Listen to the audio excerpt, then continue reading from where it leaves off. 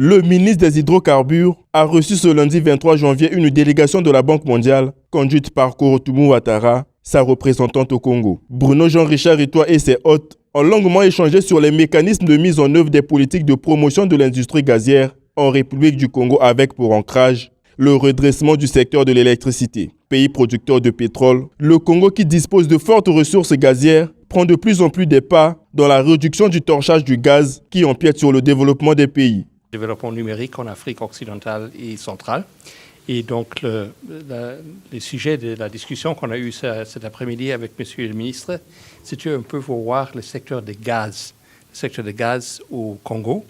Vous savez tous que le Congo dispose de beaucoup de ressources de gaz. Le Congo a pris des pas très importants pour réduire le torchage de gaz. Ça veut dire des gaz qu'on brûle inutilement, qui ne rendent pas de service pour le développement du pays. Donc, c'est beaucoup mieux de torcher le gaz que de le vanter sans brûler.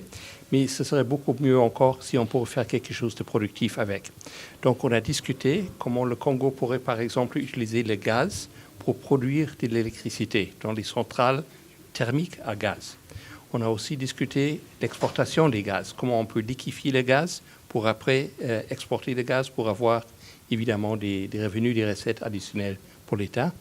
Et le ministre nous a expliqué aussi comment le gouvernement est en train de faire un plan directeur pour le gaz, pour voir des autres choses qu'on pourrait faire avec le gaz, par exemple les fertilisants et d'autres choses pour le bénéfice de la population.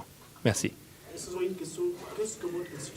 Autre sujet sur la table de discussion, l'exportation du gaz liquéfié qui pourra générer des revenus de recettes additionnelles au tissu économique. La Banque mondiale apportera de ce fait son appui technique pour l'élaboration des bonnes politiques qui conduiront son partenaire, le Congo, à atteindre ses objectifs. Ce qu'on peut donner, c'est l'appui technique pour mettre sur place des lois, des décrets, etc., pour gérer le secteur. Donc, nous, on n'investit pas dans le secteur de gaz et de pétrole. Nous, on investit beaucoup dans les centrales électriques, l'augmentation de l'accès électrique pour la population. Mais quant au gaz, comme ressource et comme le pétrole aux ressources, c'est ce qu'on donne, c'est l'appui technique, non? Pour faire des bonnes politiques de l'État qui vraiment conduisent le pays vers ces objectifs que le pays même a choisis. Le directeur régional des programmes infrastructures de la Banque mondiale pour l'Afrique de l'Ouest et centrale en visite de travail à Brazzaville bouclera sa mission ce 24 janvier.